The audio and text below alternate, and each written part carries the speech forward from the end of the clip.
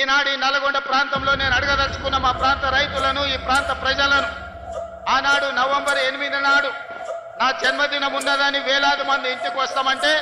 నేను కాదు కూడదు లక్ష్మీ నరసింహస్వామిని దర్శనం చేసుకొని మూసి కాలువలో మా నల్గొండ బిడ్డల బతుకులు ఎట్లా చింద్రమైపోతున్నాయో వాళ్ళ మధ్యలో గడుపుతానని నా జన్మదినం రోజు మీ దగ్గర వచ్చి రోజంతా పాదయాత్ర చేసి మీరు పడుతున్న కష్టాలను కల్లారా నేను చూసి ఆనాడే నేను ఈ ప్రాంతానికి మాట ఇచ్చిన